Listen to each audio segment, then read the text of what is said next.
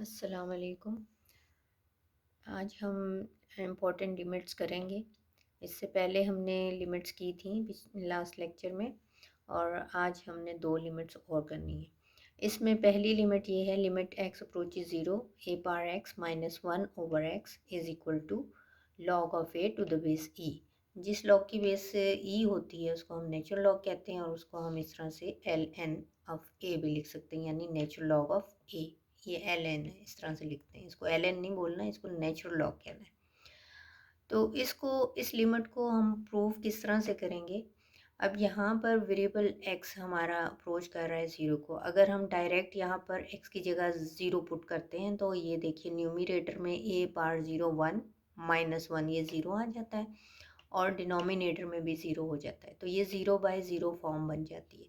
Denominator में zero नहीं आना चाहिए। अगर डिनोमिनेटर में ज़ीरो आता है तो ये एक अनडिफाइंड चीज़ बन जाती है, और यहाँ पर न्यूमरेटर में भी ज़ीरो है और डिनोमिनेटर में भी ज़ीरो है। तो हम कोशिश करते हैं कि डिनोमिनेटर ज़ीरो जिस टर्म की वजह से, जिस वेरिएबल की वजह से आ रही है, वो वहाँ से ख़त्म हो जाए और हमारी लिमिट किसी तरह से वैल्यूएट हो जाए। तो इसके लिए अब यहाँ पर हम क्या करते हैं कि वेरिएबल चेंज कर रहे हैं। ये ए पार एक्स माइनस वन जो है, इसको हमने वाई के इक्वल ले लिया। अब यहाँ से क्या हमें पता चलता है कि जब एक्स अप्रोच कर रहा है ज़ीरो को, तो अब हमने वेरिएबल चेंज किया है। तो वाई किसको अप्रोच करेगा, वाई की लिमिट क्या होगी। अब देखिए, जब एक्स अप्रोच करता है ज़ीरो को, तो वाई अप्रोच करता है ज़ीरो को, क्योंकि यहाँ जब एक्स अप्रोच करता है ज़ीरो को तो ए पार एक्स अप्रोच करता है वन को, तो ये वन माइनस वन यहाँ ज़ीरो आ जाता है, इसलिए वाई अप्रोच करता है ज़ीरो को। तो यहाँ पर ये चीज़ हमारे पास जो न्यूमरेटर में है, ये हमारा आ गया है वाई के इक्वल। अब हमने देखना है एक्स क्या है, एक्स भी हमें चाहिए, यहाँ पर एक्स क्या होगा। तो यहाँ से इसी से हमारे पास आता है ए पार x is equal to one plus Y.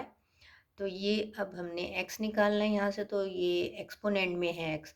इसका जब हम लॉग लेंगे तो एक्सपोनेंट से ये लॉग, यहाँ लॉग लेने की वजह से ये एक्सपोनेंट जो है यहाँ मल्टीप्लाई हो जाएगा लॉग ऑफ a के साथ। तो इसका हमने लॉग ले लिया, taking log, log of a पार x is equal to log of one plus y आ जाएगा। लेफ्ट हैंड साइड पे लॉग ऑफ a पार x है, और राइट हैंड साइड पे हमारा log of one plus y आ गया। अब लॉग की प्रॉपर्टी से ये जो एक्सपोनेंट है, ये लॉग के साथ यहाँ मल्टीप्लाई हो गया है। x into log of a is equal to log of one plus y आ गया। अब यहाँ से x हमारे पास क्या आता है, x is equal to log of one plus y over log of a आ गया। तो इसको अब हम क्या लिख सकते हैं, log of one plus y over log of a को log of one plus y to the base a. ये जो हमने लॉग पहले लिया है, ये जनरल लॉग है जिसकी बेस 10 होती है। अब यहाँ पर हम देख रहे हैं log of one plus y to the base a बन गया है ये। अगर इस तरह से हमारा होता है तो उसको हम ऐसे लिख सकते हैं। अब ये x हमारे पास आ गया है, x किसके इक्वल आ गया, log of one plus y to the base a, और a पार x माइनस वन हमने लिया था y के इक्वल। ये अब हम अपने यहाँ पर जो लिमिट वैल्यूएट करनी है उसमें हम लगाएंगे। a पार x माइनस वन की जगह हमने y पुट किया, और x की जगह log of one plus y to the base a लगा दिया।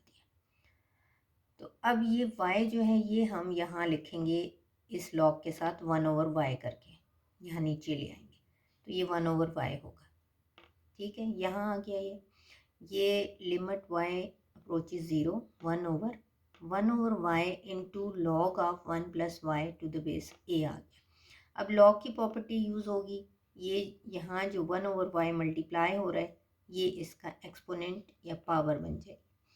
तो ये इस तरह से limit y approaches zero, one over log of one plus y power one over y आ जाएगा। अब ये लिमिट जो है ये लॉग के अंदर चली जाएगी और इस पे अप्लाई होगी one plus y power one over y पे। तो limit y approaches zero, one plus y one over y, ये लिमिट हम पहले एवेल्यूएट कर चुके हैं। ये किसके इक्वल होती है, ये e के इक्वल होती है। ये इस तरह से लिमिट n अप्रोचेज ज़ीरो है तो one plus n power one over n किसके इक्वल होती है, ई के इक्वल।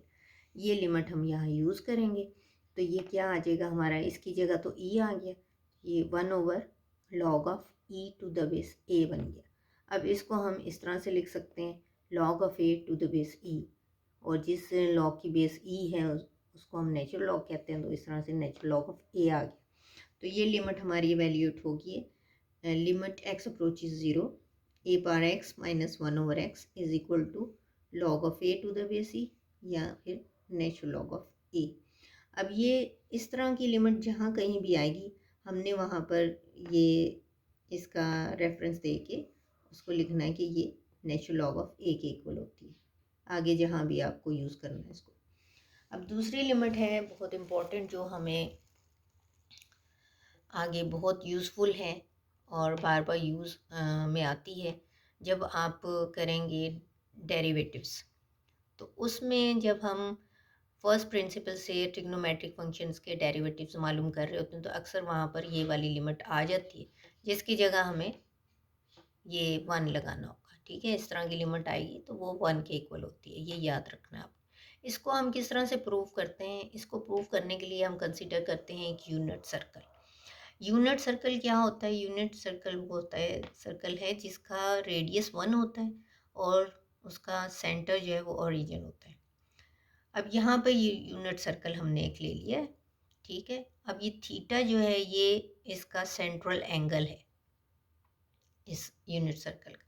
यहाँ पर ये हमने सर्कल का एक सेक्टर लिया है, ओ ए बी सेक्टर। आप देखें यहाँ पर सेक्टर किस तरह से बनेगा, ये जो आर्क है, ये दो साइड्स तो इसकी स्ट्रेट लाइंस हैं, यानी जो r इज इक्वल टू 1 है, ये रेडियस से बन रही हैं इसके, ओ ए और ओ बी, और जो ए बी है ये आर्क है।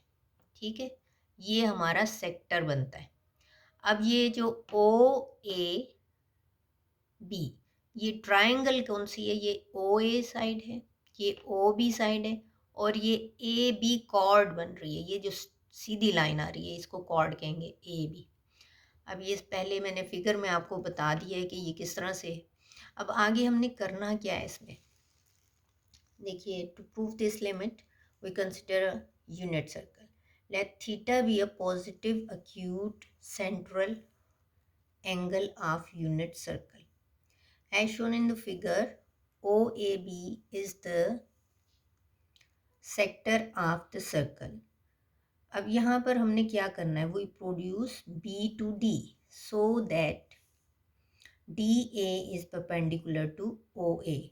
अब हमने यहाँ से B को आगे, यानी ये जो OB था ये लाइन, इसको हमने आगे एक्सटेंड किया है D तक, इस तरह से कि DA जो है वो परपेंडिकुलर बन गया है OA पर। ठीक है, यहाँ पर ये 90 डिग्री एंगल बना रहा है, ये इस तरह से OAD एक राइट ट्राइंगल बन गई है हमारे पास। अब इसमें अगर हम देखें, और यहाँ पर एक और हमने काम करना है कि B से OA पे हमने परपेंडिकुलर ड्रॉ करना है, और वो परपेंडिकुलर मीट कर रहा है एट पॉइंट C। ठीक है, ये हमें किस लिए चाहिए, किस लिए हमने ये किया। अब यहाँ पर आप देखिए OAD, ये जो ट्राइंगल है, ये इतनी बड़ी ट्राइंगल है, इसका एरिया सेक्टर के एरिया से बड़ा है। OAB जो सेक्टर है वो देखेंगे यहाँ लाइन आ रही है उसकी, ये जो कॉर्ड है, और इसका एरिया किससे बड़ा है, इस ट्राइंगल से OAB से, ये इस तरह से आएगा। तो हम इसको इस तरह से भी कह सकते हैं कि area of triangle OAB is less than area of sector OAB, which is less than area of triangle OAD। तो ये हमारे पास आएगा इस तरह से। तो हमने B से भी परपेंडिकुलर ड्रॉ कर दिया, which meets OA at C। ठीक है, OA पे हमने परपेंडिकुलर ड्रॉ किया। अब फिगर को आपको मैंने बता दिया फिगर में कि एरियाज़ में जो रिलेशन आ रहा है, area of triangle OAB is less then area of sector OAB which is less then area of triangle OAD, इसको हमने 1 कहा। ठीक है, ये जो हमारे पास आ रहा है रिलेशन। अब आगे देखिए हमें क्या क्या यहाँ पर रिक्वायर्ड है। हमें अब area of triangle O A B चाहिए, area of sector O A B चाहिए, और area of triangle O A D हमने मालूम करना है। तो सबसे पहले हम area of triangle O A B मालूम करते हैं। वो किसके इक्वल होगा? 1/2 इंटू बेस इंटू अल्टीट्यूड, या उसकी हाइट ट्राइंगल की जो भी है। अब यहाँ पर देखिए हमारे पास ये ट्राइंगल है ओ ए बी। यहाँ से हमने परपेंडिकुलर क्यों ड्रॉ किया था? ये हमें इसके अल्टीट्यूड चाहिए था, तो ये हमने मालूम करना है। अब ओ ए तो हमारे पास 1 है, हाफ इंटू ओ ए है ना, ओ ए तो 1 है, 1 के इक्वल है। ये रेडियस हमने लिखा हुआ है, यहाँ से यहाँ तक ये रेडियस है, और ये यूनिट सर्कल है, इसका रेडियस 1 है। अब ये हमें बी सी चाहिए। ये क्या है? इसके लिए ये आप राइट ट्राइंगल देखें, ये राइट ट्राइंगल है, इसमें ये बी सी हमें नहीं पता, ये हमने मालूम करना है। ये इसका हाइपोटेन्यूज है, ये हमें मालूम है, ये 1 के इक्वल है, और ये एंगल है थीटा। तो परपेंडिकुलर ओवर हाइपोटेन्यूज किसके इक्वल होता है? साइन ऑफ थीटा के इक्वल। तो ये ट्राइंगल मैंने यहाँ पर अलग से भी निकाल के वहाँ से यहाँ बनाई है ताकि आपको समझ आ जाए। तो इसमें ये देखिए बी सी हमें चाहिए, B C over O B किसके इक्वल आएगा? साइन थीटा के इक्वल। तो बी सी यहाँ से, ओ बी हमारा 1 है, उसकी जगह हमने 1 लगा दिया, बी सी हमारा आ गया साइन थीटा के इक्वल। इस तरह ये एरिया ऑफ ट्राइंगल जो है वो हमारा क्या आ गया? हाफ साइन थीटा के इक्वल। ये नंबर 2 हो गया। अब हमने area of sector O A B मालूम करना है, तो ये किसके इक्वल होगा? Half r square theta. R radius of unit circle है, वो 1 है, इसकी जगह 1 आ गया, और ये थीटा। तो area of sector O A B हमारे पास आ गया हाफ थीटा। तो ये नंबर 3 आ गया। अब हमने मालूम करना है area of triangle O A D. ये जो ट्राइंगल हमारे पास है ओ ए डी, तो ये किसके इक्वल आएगा? Half into base into height A D altitude. वो इसका जो, ये चूंकि राइट ट्राइंगल है तो जो परपेंडिकुलर है वो ही इसका हाइट बनेगी। ये वो ट्राइंगल है ओ ए डी। ओ ए जो है वो रेडियस है, 1 के इक्वल है, बेस तो हमने मालूम करना है ए डी, और ये है एंगल थीटा। तो यहाँ पर हमारी जो ट्रिग्नोमेट्रिक रेशो हाँ आएगी काम, वो है टेंजेंट थीटा। टेंजेंट थीटा किसके इक्वल होता है? Perpendicular over base, A D over O A. O A 1 है तो ए डी हमारे पास आ गया टेंजेंट थीटा। अब यहाँ पर हम लगा देंगे ओ ए 1 और ए डी आ गया टेंजेंट थीटा।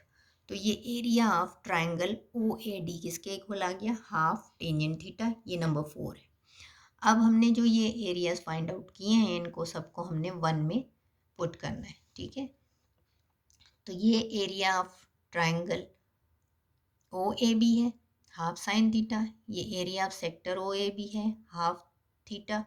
और ये area of triangle O A D है, हाफ टेंजेंट थीटा। ये हमने यहाँ पर लिख लिया। अब इसको, इस इनइक्वालिटी को हम 2 से मल्टीप्लाई कर दें तो हमारे पास आता है sine theta less than theta which is less then sign theta over cos theta.